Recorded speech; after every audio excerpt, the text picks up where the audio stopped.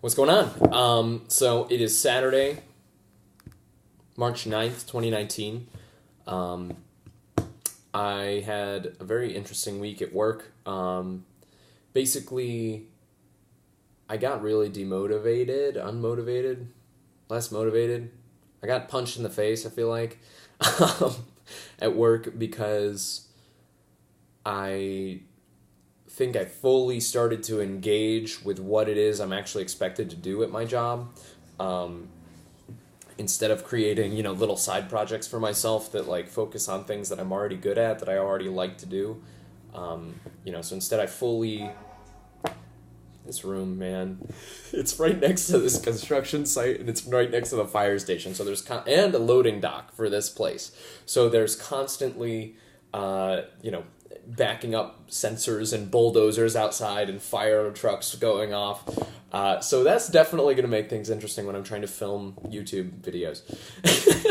But anyway, so this week at work, I finally focused in on what my boss Mikey kind of told me to focus in on, and that is programmatic ad buying. Which basically, to explain what that is, basically there is a... you ever seen Google Ads? Google Ads, basically, you do a search term and then there's that little first link, and it has the little ad button next to it. Not a button, but a little notification that says, hey, somebody paid for this to be here when you did that search term, so that it shows up, so that hopefully you click on it and they can make some money. Those people pay anywhere from a quarter to $5 to $80 if you're looking up I'm gonna buy a yacht right now. Where to buy a yacht right now? If you click on that first link, it's probably gonna charge that dude a really big amount of money. So anyway, my job is basically we have a bunch of trucking clients, and they need people to fill their jobs, right? So the trucking clients post the jobs onto a job board, and then our company pays the job board using the client's money. But we say, okay, great. This job, is high paying. You could make a lot of money off of a person that would do this job for you. So that position is extremely valuable. And it's really hard to fill because it's in a really desolate town with not a lot of people there. So we're going to give people a lot of money when they click on the link to go and apply to that job, right? We're going to pay $2 because this is a job that can make you a shitload of money. Your company can make a shitload of money off of this dude delivering materials from this warehouse to this Walmart, right? And that's what we need somebody to do for 2 years. So we're gonna pay the job site to get the guy to click and apply to that warehouse position a lot of money. We're gonna pay the job site so that dude gets served that job posting. So hopefully he applies.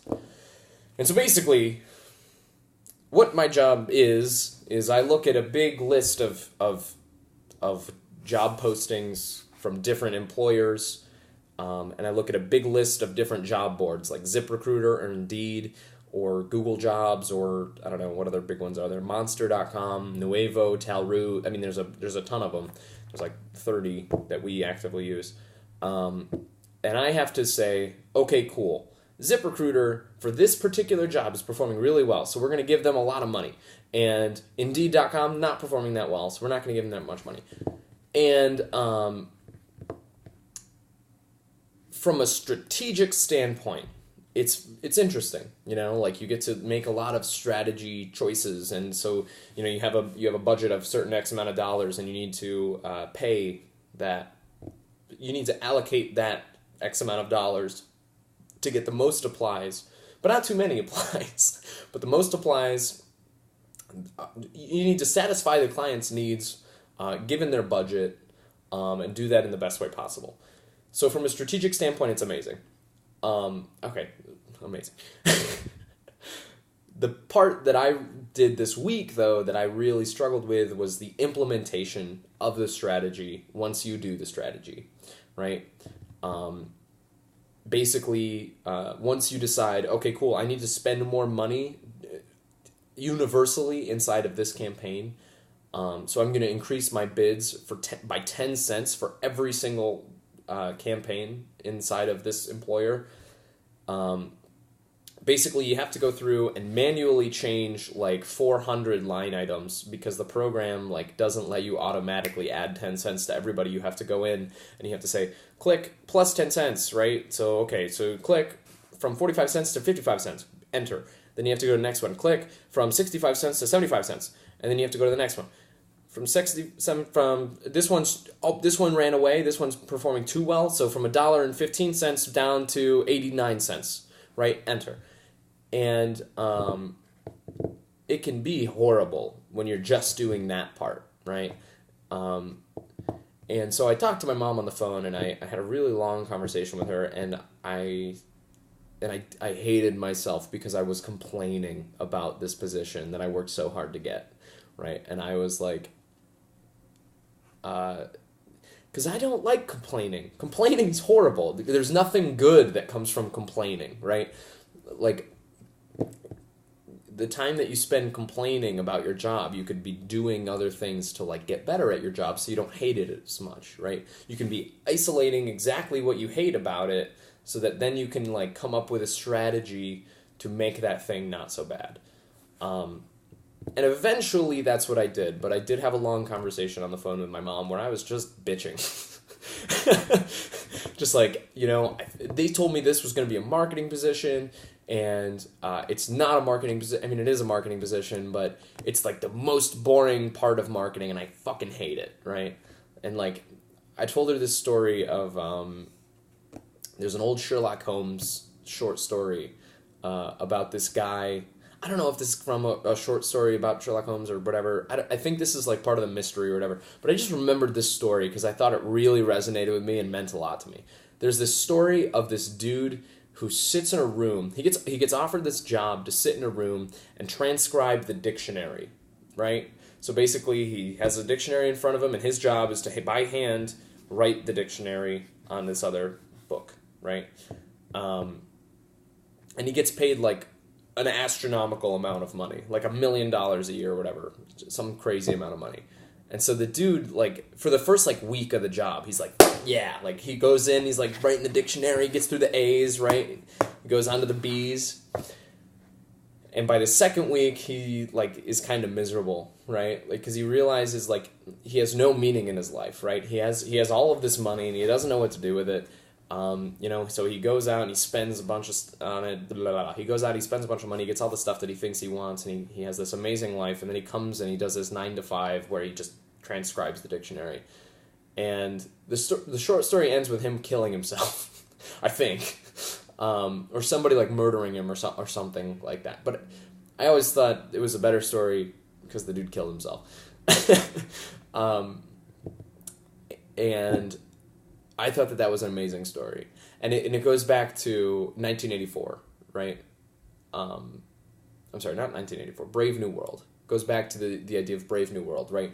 Where the idea is people think they want happiness. They think they want money. They think they want these things that are going to be, that are going to solve their problems. But that's not really what they want. They want meaning, right? They want to write a story for themselves that is meaningful. So if you're given a bunch of money and you have a job that has no meaning, you're going to be unhappy and you're going to kill yourself, right? In the book Brave New World, everybody tries to avoid meaningful experience because it leads to like chaos, or not chaos, but it leads to people kind of shaking up the boat a little bit, right? It leads to things like art and like revolutions of people. It leads to things like capitalism, right? So that book is all about numb yourself with happiness and drugs and sex, and we'll keep this stasis, right? So anyway, I told my mom this story over the phone, and I bet she thinks I'm insane. And it felt like that, right? It felt like you have to transcribe the dictionary, and we'll pay you. And